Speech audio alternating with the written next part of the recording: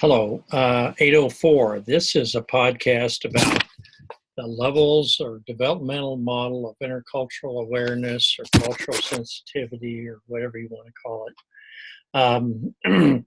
I'm really big on this because I'm looking for some way to help people talk about issues of racism without using the word racist or biased or privileged or white privilege or bigotry, or all the other terms, because people, when the issue of racism or any kind of bias like that comes up, discrimination, immediately people go on super defensive and it gets to be very tough.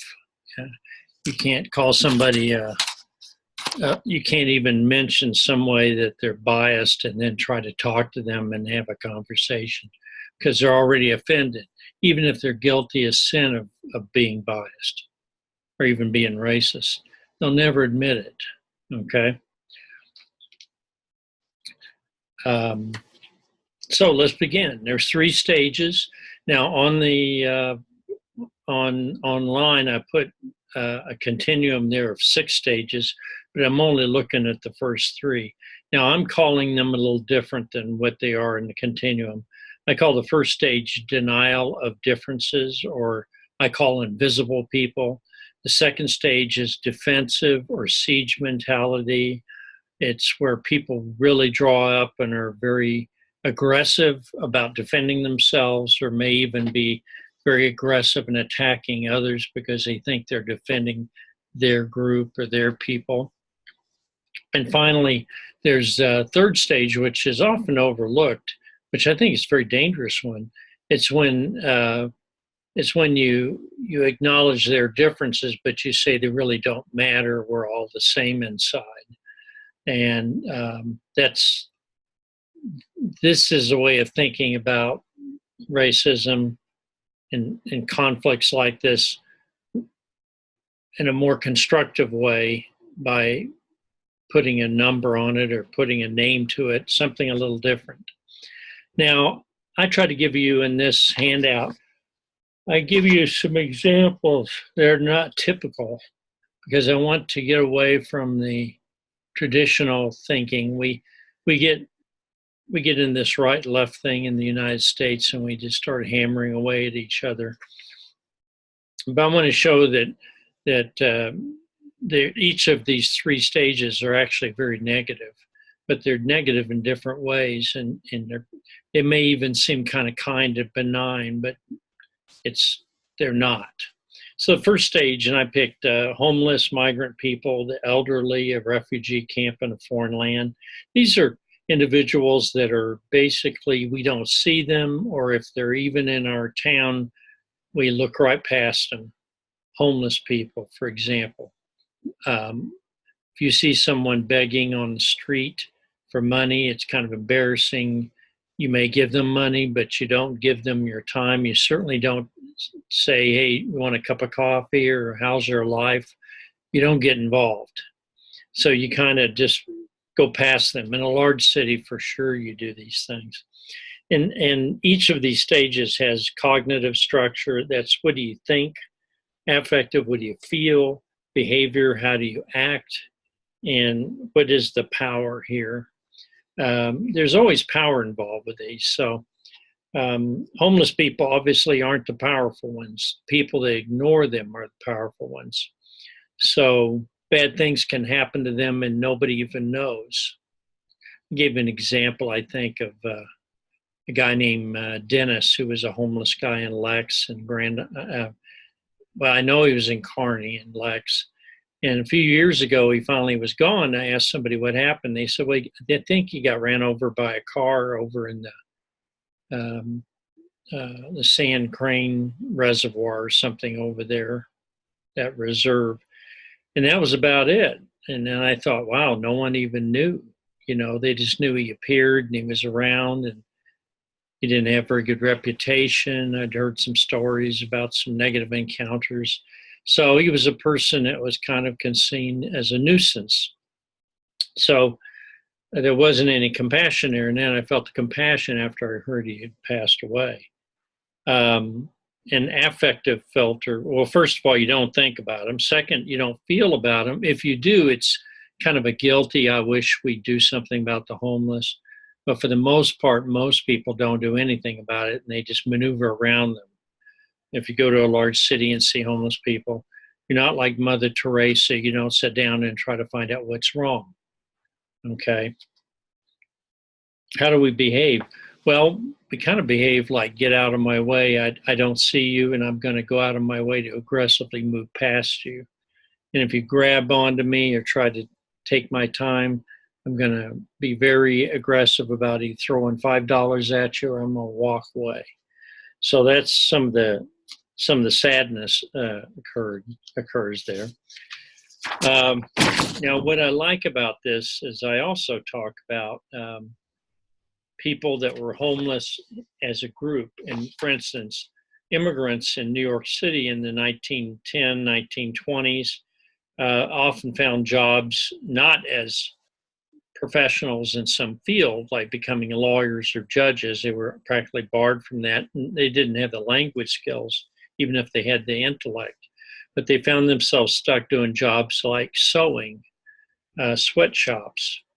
Some of you may have heard about the sweatshop. There was a terrible sweater factory fire in, I'm not sure it was New Jersey or Boston, but it was and hundreds of young women burned to death in this building because no one cared about the working conditions. And so when there was a fire, they tried to get out and they couldn't get out, and they got stacked up, and there was some reform, but it took a disaster to get people to even think about it. They fell under the control of the criminal underworld that claimed to represent them and help them, but in fact made deals with company owners and threatened the company owners and said, we want our workers to get paid such and such. And by the way, they give me a percentage of every dollar they earn. So I get 10 cents or 20 cents on every dollar. So essentially I strong arm them for the money. And so these guys were violent, and they were able to intimidate both the company and the workers, and they got their cut. They got their share of it, the mob bosses. Louis Lepke was one of them. So this is not a situation where you can say a certain dominant culture like the white group or the rich owners of companies are the ones that totally benefit from this. Sometimes there are other people that take advantage of the weak and the invisible. Otherwise, if there's no money to be made, they're kind of just totally ignored and abused. So I have some things here, what people say, and I'll have you read that. But it's what people say, and then they kind of, they'll say, well, I heard about these homeless people and what they're like. You've actually never met one, but you talk about them. And so there's not much mercy. And then when you start putting in children and homeless families, then you realize that it's affecting children. Then sometimes that affects people. If they see homeless children, then if they see an old person, they can think, well, maybe he's drunk, maybe all these negative things about them. And so compassion is lost. So this is what people are like in the first one. And I've got a little thing in here at the bottom, what needs to be done. This is just beginning ideas. But can you do something about gather information about the group that's being ignored? If they're workers, like migrant workers, can often be invisible to most people. And people don't pay attention to them, or they make up stories about them, or they think they must be criminal, is often used as an excuse not to have anything to do with them. Or they're accused of being just lazy, and they're homeless because they want to be homeless. All these stories come up. And so how do you go about taking and dealing with the suffering of individuals like that? How do you get involved? Stage one. Stage two is much more serious. Well, actually, they're all bad. They're all bad. Stage two is much more aggressive in terms of actual planning. That's when you say these people are here. That's what you see in 9500 Liberty. is exactly this, stage 2. We've got to do something about these people in our town.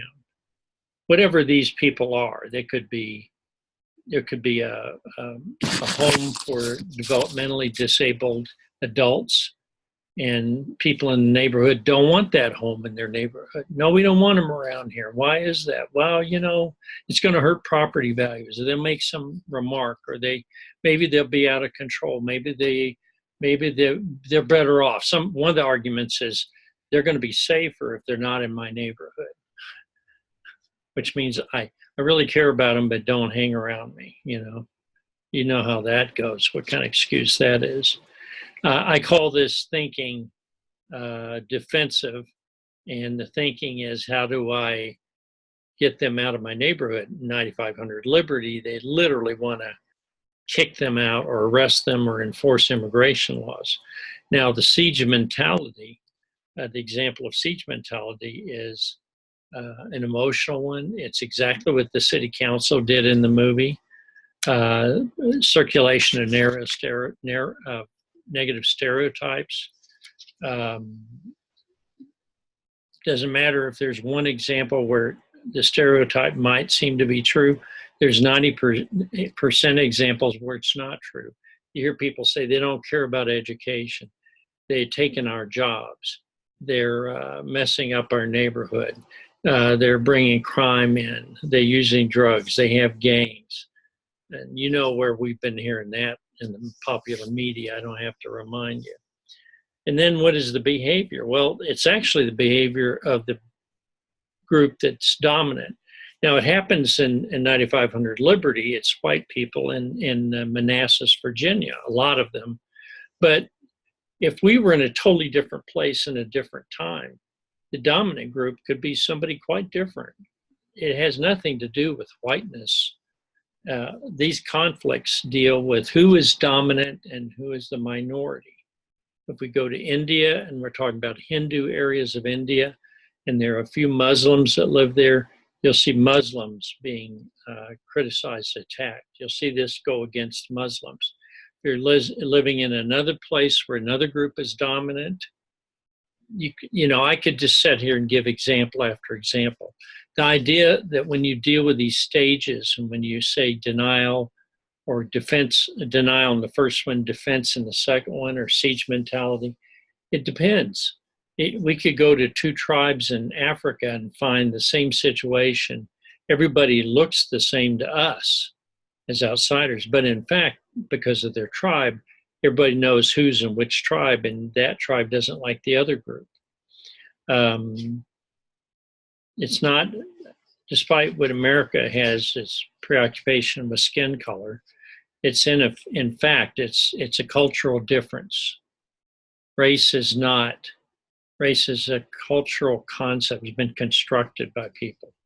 The us against them. You always hear the pronoun them. Behavior. What do they try to do? Well, openly racist groups, or some in a more subtle way, they do things like, you do little things like, we're going to have Minority Recognition Day, or we're going to have, I remember a church I knew in Oklahoma, they'd invite our international students over a couple times a year to march around with flags and dress up in their native clothing so they could pray for them and give them food. But then most of the time, they didn't really want to have much to do with them unless they were going to join their church and be like them. So they weren't going to accept them as the individuals or the culture, different cultures they were. So there's manipulation going on here, whether it's in the first stage, ignoring them, second stage, defending them, and then we'll get to the third stage in a minute. I'm kind of going through this a little faster. I used to just talk and talk, but I think the point will get across. One thing about this second stage, exercise of power is very ruthless. Breaking up civil rights marches, this march on the bridge in Selma, Alabama in 1964. I've got a picture of it here. They used dogs to attack the African Americans. That really upset people.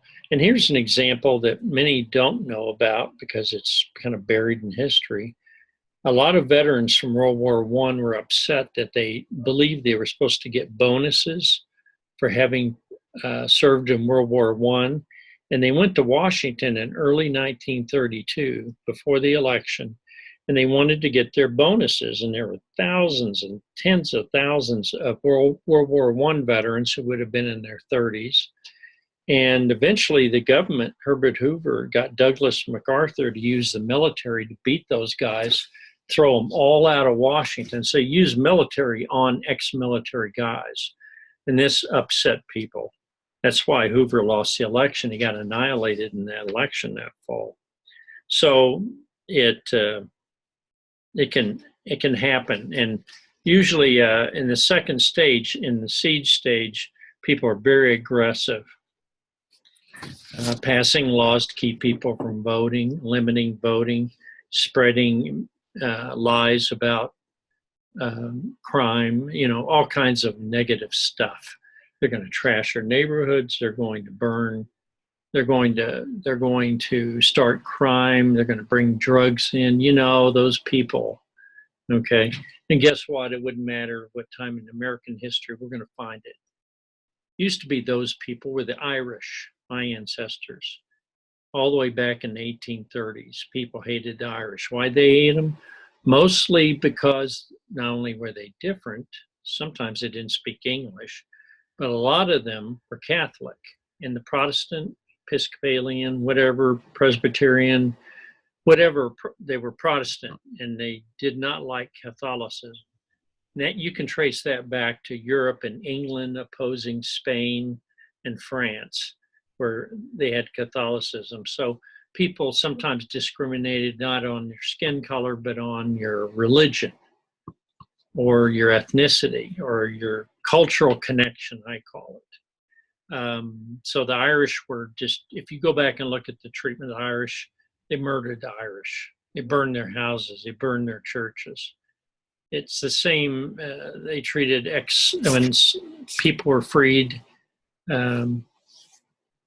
People said that African Americans, free African Americans, ex-slaves, they couldn't be trusted. They were violent. They were dangerous people, and they put this through. The most horrible accusation was that they were murderers and rapists, and all these terrible things were said about them to incite people to be violent toward them. And you see the remains of that today. You get people saying that about Hispanics, using the R word there. And I don't even like to bring up these charges because they're disgusting. And I ever heard them we heard them from someone who's president of the United States. Okay, the last stage is, and I want you to look at what you do in these stages. I'm not going to go through and give every example. I will say on the second stage, what you do is you build bridges. You try to find what we have in common. Okay, what we have in common and common ways to get along. Okay. There was a situation in Georgia a long time ago in Atlanta. They created a noon lunch once a month for Black and white businessmen, women, to get together and have lunch. And they did this for many years, and it helped bring about cooperation, healing, and understanding. It took a long time, but it worked. So can you do that in your community? A third stage is in some ways even worse. It's saying that culture doesn't matter at all, and that deep down we're all the same underneath whatever our skin or our clothing or our religions, we're all alike. And that sounds very good to some people. Well, we're all alike underneath, but it's not true because we're not all alike underneath. I'm different than you. Yeah, well, I may look like somebody in your family, but I have very different perceptions. My belief about philosophy and religion is quite probably very alien to what you guys think, some of you. And so if you go in assuming I'm like you, then what usually happens, people say, you need to be like me because deep down you want to be me. Okay, that's the most extreme example. And so people try to bring them into their culture, but they try to make sure they squash everything that's different, as if whether it's your religion or the way you believe or your maybe your attachment to your former country, you need to lose all that stuff. You need to be like us. We're all going to blend in. That's why some people got it. Tom Brokaw of formerly NBC News. He was on MSNBC and he made a statement, something about Hispanics need to be assimilated. The term assimilated means to become like us. And that means you must give up whatever you were. Why? There'll certainly be some mixing of cultures and blending, but assimilation means I'm going to, if you ever watch Star Trek, the Borg are assimilators. They are an alien race of robotic humans.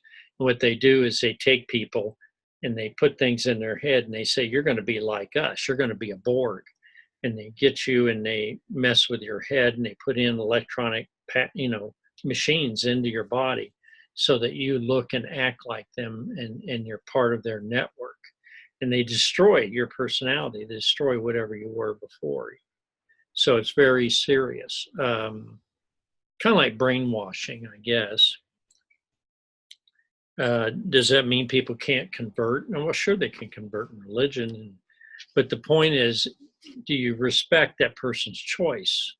They choose to convert, it's one thing, but if they're pressured to do it, the big example, which, I don't think it printed on this. Maybe it ran out of paper. But one of the examples is the Indian schools where people would take the children of Native Americans and force them to go to boarding schools, cut their hair, force them to give up speaking their native tongue and to be white people. That would be a most extreme example, and that included religion too. So that example is really powerful. It's funny, I think that's on this sheet, but maybe you've got it and I don't. I'll look and see if I cut it off by accident. But anyhow, the point is that minimization means you're treating the differences as if they don't matter. So instead of in the second stage where people are paranoid about the differences, you want to look for similarities to balance things.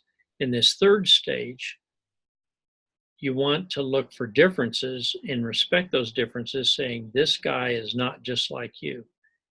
He has different sensibilities, philosophy, religion. Their family has a different way of reacting. This is where it gets a little sticky for social workers and people when there's conflicts. One of the examples of things that can go wrong is that people sometimes practice home remedies, which can be mistaken for child abuse. I don't know if any of you have heard of this, but there's a thing called coining, taking a coin and putting it on the skin. And I think they warmed up, but I don't remember. You have to look it up. But people would find these strange little marks on their skin and they'd say, oh my gosh, these kids are being abused. No, the people are putting coins on there trying to, they thought that would help alleviate pain, some kind of a metal disc or a actual quarter, $50, whatever. And so people immediately see that or smell something, and they would accuse them. They said, oh my gosh, this can also go into how parents punish kids. And this can violate and be an abusive situation because cultures don't just blend in together. Things are not so obvious. The use of corporal punishment is something that was very traditional where I came from back in the 1950s and 60s. Spanking a child was just considered normal. But now spanking and certainly severe examples of spanking are considered child abuse. So even over time, our own culture has changed. So as you look at these, this is something I want you to have up on your wall or put aside somewhere. And I want you to think very clearly about this, because these stages are much better than saying, oh, you need to become like us, or we need to become like you. You don't have to become like somebody else. There's going to have to be an understanding when cultures come together and there's conflict. How do you maneuver those conflicts? What are the solutions? Well, you look for, in one stage, like the first stage. Well, the first stage, first of all, you make the people visible. You acknowledge their existence. That sounds like such a obvious thing, but it's not. They exist. They're different. This culture's inside your town or your county or your state. The second thing is, don't be so paranoid about the differences that you don't see the similarities, and don't be afraid. The more you know about people, the less reason you have to be afraid. And then third, don't assume everybody's alike either. Differences make a difference, and there are differences.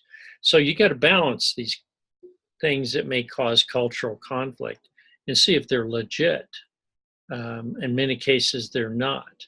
It's not a challenge to your values or your society's values to have these individuals live in their culture. But this is very hard to explain to people, because I like to cloak it in these terms. I like denial or siege mentality. It's much better than saying you're racist. Okay. So this is from a guy named Bennett. I've kind of adjusted it over the years. The other three stages on that colored curriculum or spectrum that's on the Canvas page, those are when people move into their cultures, really getting very close and very equal to each other. And so individuals can go into those three areas, but cultures generally do not. That's my focus. You don't see Native American and whatever ranch culture, white culture, whatever. You don't see them suddenly end up in an equilibrium where each culture is equal in everybody shares both cultures. Usually they choose, just like languages. If you're gonna choose English, you're gonna choose English. You hope to keep the native tongue alive and to keep the spirit and philosophy and religion of the old ways going as well. But some people give that up, and that's why languages sometimes die. And to me, it's a tragedy when languages die. Well, I hope this has been somewhat helpful for you. And I'm going to give this to you for this week, and then let you watch 9500 Liberty, and it's very irritating to me, But one last thing I want to leave with you is the people that you may end up disliking intensely. Try as much as you can to see their viewpoint, because you're going to have to work with individuals that are threatened by change. And they may just be old people, old people that don't want to accept new technology. See, this isn't just ethnic and stuff. This could be movements. Music is a good one. You remember in rock and roll, there was actually a superintendent that became kind of famous nationwide because he prohibited the playing of Elvis Presley music in Kearney high school dances and dancing like Elvis Presley. The twist and stuff like that. He wanted the stand-up slow dances, and this guy was famous. He was going to put a stop to rock and roll. And of course, he was very successful with it. Anyhow, so it's not, when I talk about these zones, they're not just about race or ethnicity. They're about practices. It could be about technology. It could be about two towns consolidating schools.